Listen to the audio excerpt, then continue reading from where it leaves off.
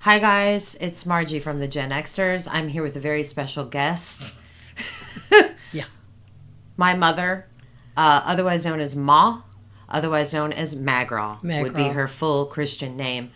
We call her Ma a lot of Yeah. the times. Mm-hmm. But Ma is here to tell us a story about her experiences in the very hospital where the exorcist of Roland Doe, which is Mm-hmm. the identity, it's the name they gave the kid, Right. um, that had the exorcist in the Alexian Brothers Hospital in St. Louis, and you worked on that hospital Yes. when you worked as a plumber. Mm-hmm. So tell me about it. All right. I'm estimating that this was about the summer of 1977, and I worked for a very large plumbing contractor in St. Louis, and we did a lot of jobs all over town, large hospitals, and we went to Alexian Brothers quite often, the old Alexian Brothers building that was there for forever. It was there for a And long time, yeah, yeah. and it was very Victorian looking from the outside. So I worked as an apprentice plumber for 4 years and was required by the union to always work with a journeyman. I was not allowed to work alone. Mm-hmm. So I was paired up with this journeyman that I won't name because I didn't like him a lot. He was a dyed in the wool Catholic, which of course Alexian Brothers was a Catholic hospital, Mm-hmm. and he was kind of, I would say, not a good Catholic. I mean, but he was friends with a lot of the higher ups in the Catholic Church in St. Louis, the Archbishop, the uh, the the higher up priests, and he was friends with the director of Alexian Brothers at the time. And he told me when we went there this particular day, he said, "Oh, the you've seen The Exorcist, right?" I said, "Yeah." And he said, "Well, the I'm friends with the priest that he was not the exorcist, but he was present during the exorcism at the hospital. They did the actual exorcism in Alexian Brothers Hospital." He said the parents were not allowed there. It was just the priests and the exorcists.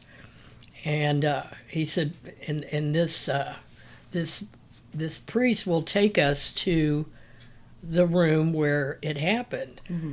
Um, at at that time, I believe ever since the exorcism actually happened, they had closed the entire floor, and I don't remember what floor it was, but it was one of the upper floors, and there was no activity, no personnel there. It was just completely closed off.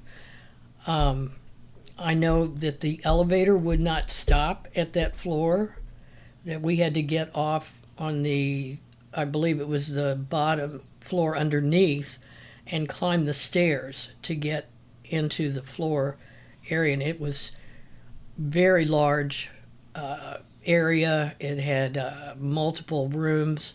There was an old, like a receiving desk in the middle, and then to the right, there were a row of rooms, and this one was, I believe, close to the top of that hallway.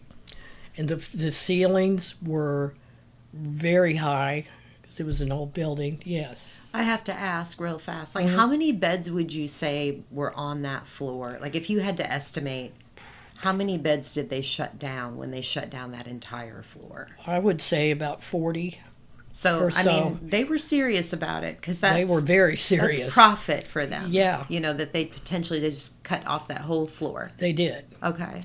It was dusty. It was not like maintained.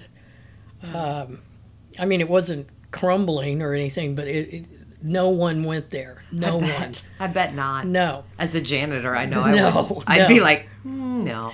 And anyway, the priest was telling us on the way there, he wasn't really open about a lot of it because the guy I was working with is like pumping him, hey, what was it like? What happened and stuff? And this priest was pretty serious, and he said, well, I can't really, go into detail, but he said he took us to the door, and the door was nailed shut.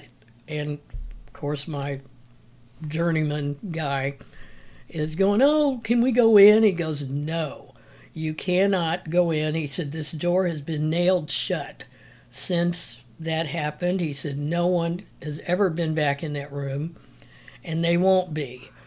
And he said, but I can tell you that I saw things in there that I've never seen before or since. And that's all he would tell us, really. Wow. But yeah, it was pretty. And you stood outside that door. Yeah. Like you stood outside of it. Yeah. Did you see anything odd or feel No. anything odd? No, or it was hear just anything odd? it's just a weird vibe. Like, hello, no, can I come out, please? no, no. I'm nice now. It was just the whole vibe of the place was like it was just dead. Yeah. No noise, no, phones ringing or conversation or patients. It was just noiseless. Yeah. And all the doors were shut, but that door was nailed shut. Wow. So, yeah. Wow. And no one went in there. And he said no one ever would. So I you- believe him. I was going to say, well, okay, so you believe in that nobody will ever go in, and that's true because they later tore down that entire wing and then the entire hospital. Yeah, right? The hospital's gone now. And that's Yeah. just because I think they consolidated with another hospital, and it was a really old, Very. really old building. There is a facility called the City Museum in St. Louis that is a play place for kids and adults. It's a great place. If you ever come to St. Louis, you should definitely go to the City Museum. But they have pieces of the Alexian Brothers wing that went down. Really? That include like some of the stone, marble fireplaces that they had, the gargoyles, some of the architectural pieces they kept in that museum. If I remember right, the front facade of that building, it was a big, long building, was like a dark stone color. It wasn't brick. It wasn't concrete. It was like a really dark stone. It looked spooky from the outside, but it was very solidly built from way back. I also saw on I don't know if you are familiar with a famous medium, Chip Coffey.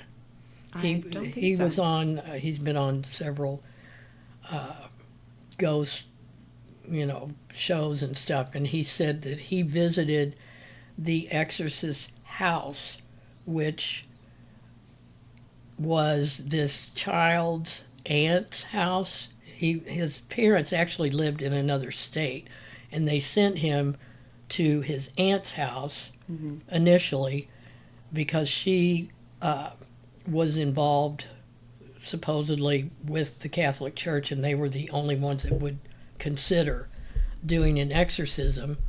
But when the time came for the exorcism to take place, they took him from the house, his aunt's house, to Alexian Brothers. Chip Coffey visited the aunt's house, which is still there, and he said it's open like as a tourist attraction or whatever. Oh, really? Okay. Yeah. Okay. But he said it was disturbing because there were like occult things in there, and that there was in their bedroom there was a Nazi flag hanging over the bed of these people, and that's like, okay, I don't know about that, but wow. Yeah, he swears that that place was cursed. So I have to ask, as I'm just going to ask, Yeah. just to see. Mm-hmm. Do you believe the story? Yes. You do believe the story? Yep. That he was actually had to be exorcised of a demon? Yeah. Okay. And so did the priest that showed us the room, and it took multiple days.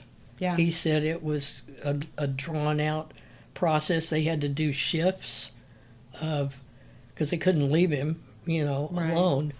And he said just things manifested that he would not elaborate on, but that were truly supernatural. Right.